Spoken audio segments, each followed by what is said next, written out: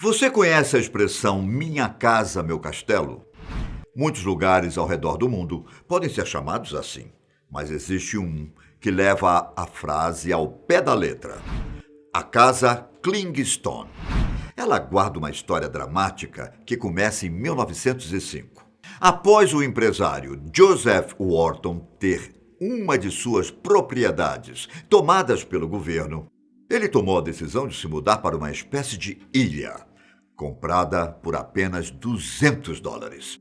Meu nome é Ivan Lima e aqui você confere a história de um homem que construiu uma casa onde ninguém nunca mais poderia aborrecê-lo.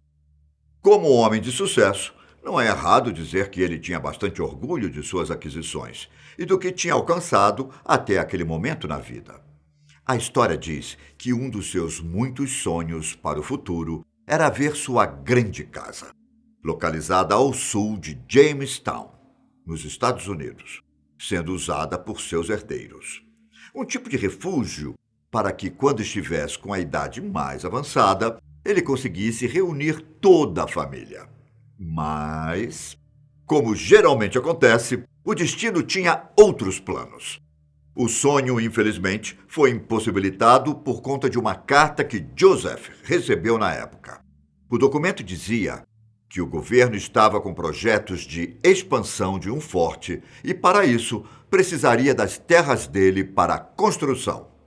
Claro que essa notícia não foi bem recebida. Imagine se acontecesse aí do outro lado. De uma hora para outra, você descobre que precisará entregar o seu lote. Como você reagiria? A família de Joseph travou uma árdua batalha para que a decisão fosse revogada. Só que o governo acabou vencendo a ação na justiça e ganhou os direitos das terras. Triste e zangado por suas perdas, ele precisava tomar uma decisão sobre o que fazer no futuro e como contornar essa situação divisora de águas para a família. A história conta ainda que Joseph não apoiava a corrupção dos funcionários públicos e que, por isso, ele acabou sendo humilhado ainda mais, recebendo uma compensação ridícula por todas as perdas. Para que Joseph não ficasse sem um lugar para morar, foi disponibilizado um pedaço de terra longe do centro urbano, que nem era adequado para se construir uma casa. Vale lembrar que estamos falando do início do século XX, quando as leis eram bastante diferentes das de hoje em dia. Mesmo correndo atrás de várias instituições para tentar mudar a situação, nada funcionou e a família precisou deixar a grandiosa casa. Joseph fez uma promessa para si mesmo, de que ninguém mais deixaria sua família sem lar. E, para tanto, ele construiria uma casa onde ninguém mais os incomodasse. Podemos dizer que a promessa foi levada muito a sério. Na verdade, visto que ele realmente procurou construir uma casa longe da civilização. Uma casa que ajudasse a concretizar seu sonho de repassá-la para futuras gerações. Foi então que Joseph se deparou com uma pequena ilha na baía de Narragansett. Parecia o lugar perfeito para colocar as ideias em prática. O único problema é que estamos falando de uma ilha composta por rochas. Na época, o pedaço de terra contava com uma espécie de ponte para pedestres que auxiliava a chegada até lá. Mesmo com esses desafios em infraestrutura, Joseph estava disposto a se arriscar nessa empreitada e concluir seu sonho. O curioso é que a ilha era considerada um pedaço de terra inútil, já que ninguém nunca tinha demonstrado interesse em fazer um projeto nela. Por conta disso, Joseph conseguiu comprá-la por apenas $200.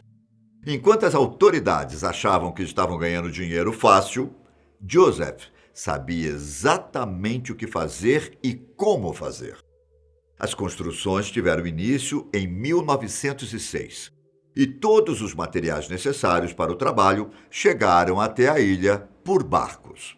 Com a ajuda da família para dar vida ao projeto do artista William Trost Richards, não demorou muito para que a casa logo tomasse forma e Joseph estivesse cada vez mais próximo de concretizar a sua, digamos, luta. Não demorou muito para que as pessoas que passassem pela região conseguissem ver uma bela casa de 3 andares, rodeada por água e que mudaria a paisagem para sempre. No total, a casa foi projetada para ter 23 cômodos, sendo 10 deles apenas quartos e 5 banheiros. Como a região conta com uma ótima vista para a cidade e para a natureza, Joseph tratou de colocar varandas por toda parte, com a intenção de que a família sempre conseguisse aproveitar o pôr do sol. Por estar um pouco longe dos centros urbanos, Joseph se atentou em instalar os equipamentos mais avançados de comunicação da época, como forma de assegurar conforto e comodidade para os parentes. Por estar decidido a nunca mais abrir mão de algo na vida, Joseph nomeou a casa de Clingstones, um termo que vem da botânica e que se relaciona com frutas que possuem uma semente dura por dentro. Normalmente, a palavra é utilizada para descrever coisas que são difíceis de se separar. Entende? Após a casa ficar pronta e a família se estabilizar, podemos dizer que Joseph conseguiu realizar o seu sonho, vivendo feliz em sua ilha afastada. Só que nem tudo sempre foram flores, por assim dizer. Em 1938, por exemplo, a ponte para pedestres acabou caindo, por conta dos ventos de um furacão que passou pela região. Se a casa já passava a sensação de ser isolada antes, esse sentimento cresceu ainda mais com a falta de travessia. A partir daquele momento, só era possível chegar ao pedaço de terra através de barco ou nadando na água gelada. Como Joseph sonhou, muitas gerações da família viveram na casa Clingstone, sempre funcionando como local para que todos os parentes se reunissem em datas comemorativas.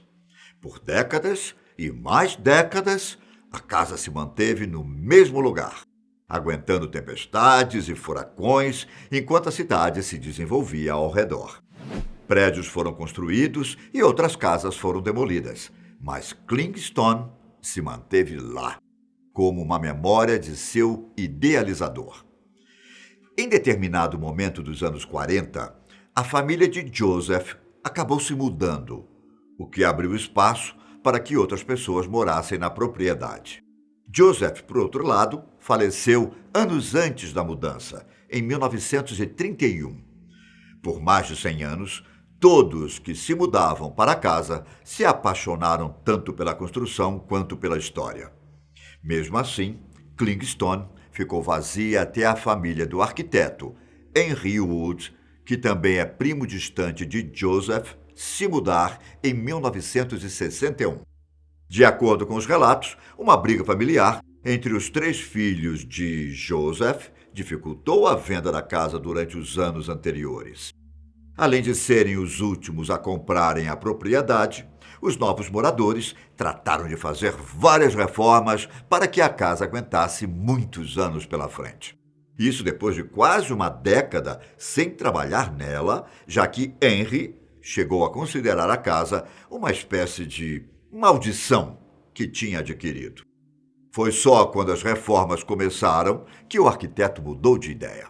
Sem modificar o design original, Henry restaurou praticamente tudo e fez o possível para que a casa continuasse com a atmosfera antiga e, ao mesmo tempo, para que se transformasse em um lar ainda mais confortável para os novos moradores. Além de acrescentar painéis solares, o novo proprietário também instalou uma turbina eólica, ambos equipamentos utilizados para gerar energia aos aparelhos domésticos. Para ter água sempre tratada, também foram adquiridas máquinas que coletam e limpam o líquido, de forma a deixar a casa cada vez mais independente do mundo exterior. E se você está achando muito, Henry também colocou um sistema de decomposição do lixo natural, que o filtra e o libera como fertilizante nas profundezas do oceano. Podemos dizer que essa versão 2.0 de Clingstone eleva muito mais o sonho de independência que Joseph queria desde o começo. E não se engane, para fazer todas as alterações, Henry precisou desembolsar uma grande quantidade de dinheiro. Para começar, ele comprou a casa por $3.600, uma quantia menor do que os 5.000 que estavam pedindo anteriormente. O que exigiu bastante investimento mesmo foi toda a reconstrução, que inclusive ele nunca se arrependeu. A casa, antes abandonada, tornou-se aconchegante e foi motivo de felicidade para Henry, até os seus últimos dias. Ele faleceu em 2017, na cidade de Boston, aos 87 anos. Um local que atualmente chama a atenção de muitos turistas que sempre passam com seus barcos perto de Clingstone para ver a construção mais de perto. Alguns até mesmo desembarcam no pedaço de terra para conferir os detalhes.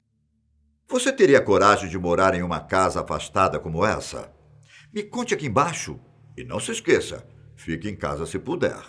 Até a próxima. Tchau.